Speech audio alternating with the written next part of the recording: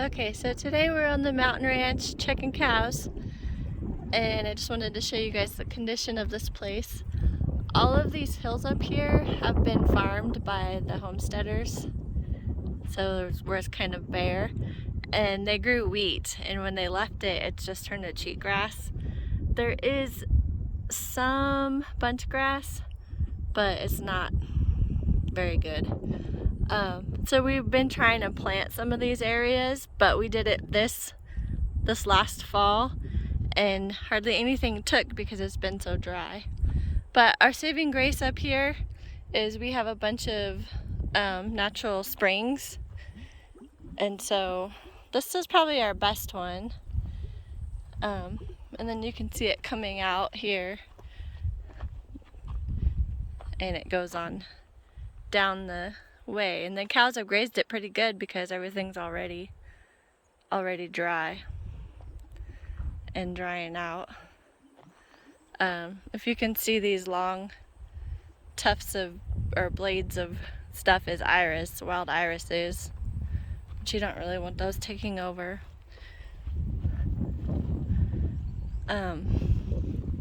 I'll walk up here. We brought some alfalfa just to get the cows around and try to count them. And I'm not sure if the wind is bugging this video, but it's actually nice. We're supposed to get 10 days of triple-digit temperatures, at least 10 days. So that breeze is actually doing some good.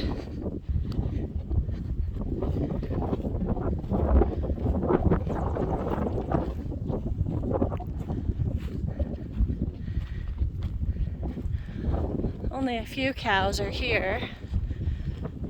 There's a lot of good places for them to go and more shady places. So I'm sure they're up in the pine trees somewhere.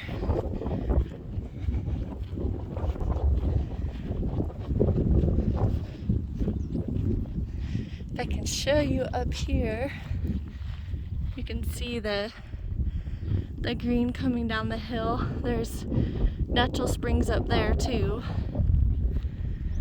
But those ones aren't developed as good.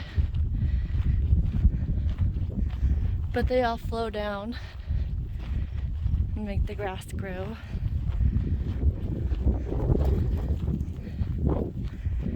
And here's just a few of the cows.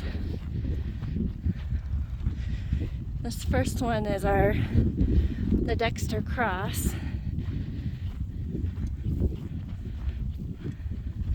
13.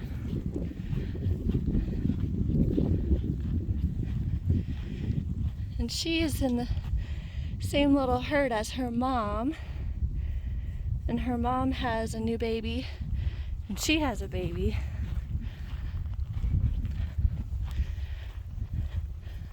I was wondering if they would recognize each other. Keystone down. But here's just a few. So this is our steer, or Dexter cross steer. Down. He's gonna be eaten. And this little one right here is 13's baby. So that one's a quarter Dexter. And then these yellow tags right here, these are ones that we got from the neighbor. And they're not looking too bad right now, but they're not keeping their weight up like our other cows. If you can see this one. But they are first calves, so. And I think they both had steers, which I've noticed takes more I've noticed they take more condition off the cows.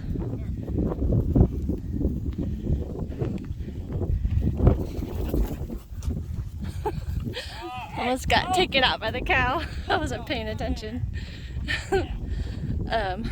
So this little red one is a quarter Dexter. Right there is a half Dexter, 12.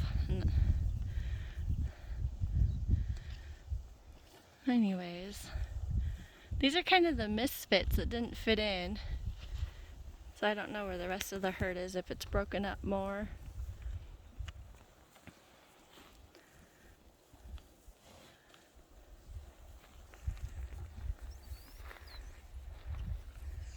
Alright, we're gonna look for everyone else, and we got some other projects to do. Hopefully, if I can't piece this together, if we find the other cows, it will just come in 2 videos. That's the old plum tree that planted from trees that the pioneers had.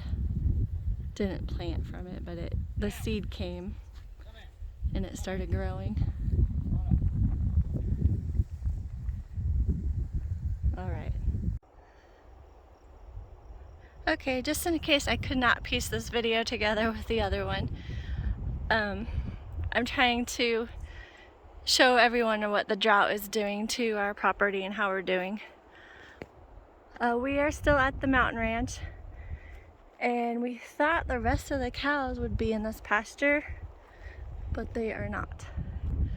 This is the pasture that the elk like to hang out in, and you can see the dead junipers along the side.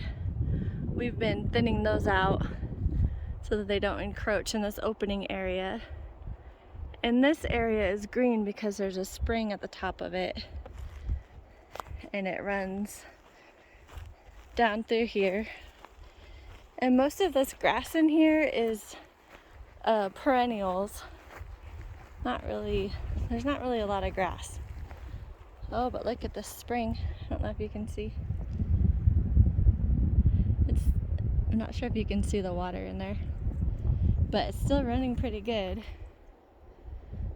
So that's good news. I've laid awake at night worrying about if the water in the springs dry up, if we're gonna be up here in time to water the cows. We have our water truck in case that ever did happen, but it just worries me. We did have this spring actually dried up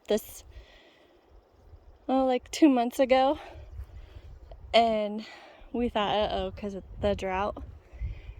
And my husband went, and the very beginning of it, he lifted everything up and looked inside there, and there was a mouse that crawled through the pipe and plugged it, so there was a dead mouse in there. So when he took that out, it's been running ever since. We're mostly up here changing the trail cams. We have trail cameras on the water and the salt up here. And we actually caught 3 bears in one picture. It was a cub and 2 big bears, which was very unusual. If I can figure out how to piece it, I'll put those pictures on here. But you can see where it's really green up there. That's where the spring comes out. And then going up that hill, that's not our property.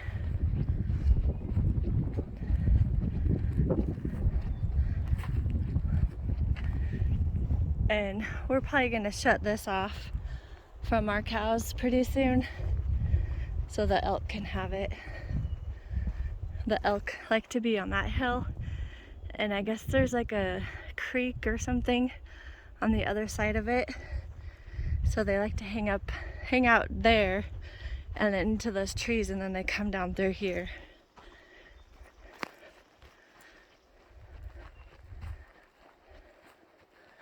But yeah, the spring is overflowing. I see it up there. Anyway, here's pretty good looking. But this pasture is different because the spring will slow down. But the rest of this stuff usually doesn't look like this until August. And it's almost July.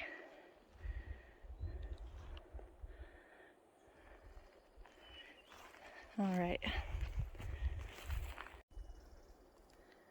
So the bears There's a fence on the top side of that hill, and it seems like they live up there somewhere, and then they come down in here. So every time I look up there, you can see shadows, and I keep thinking the bears are gonna get me. Not that scared of them, but the little bit worried with the cubs.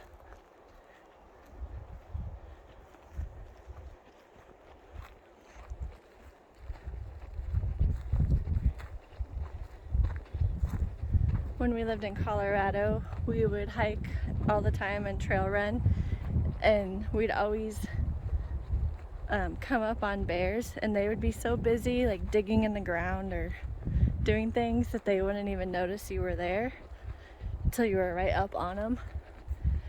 So it's always a little bit nerve-wracking just because they have no predators, so they don't pay attention, and you don't want to spook them.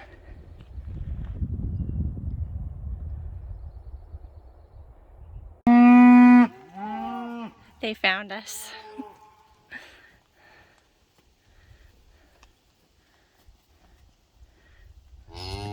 Their hay is down farther though.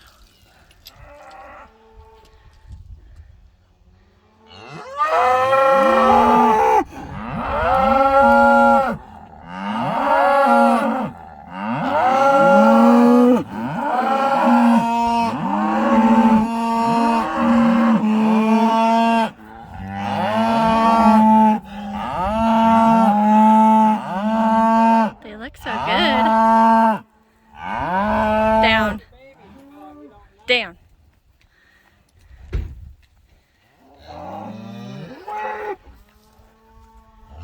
So me right there. Sophie Joe.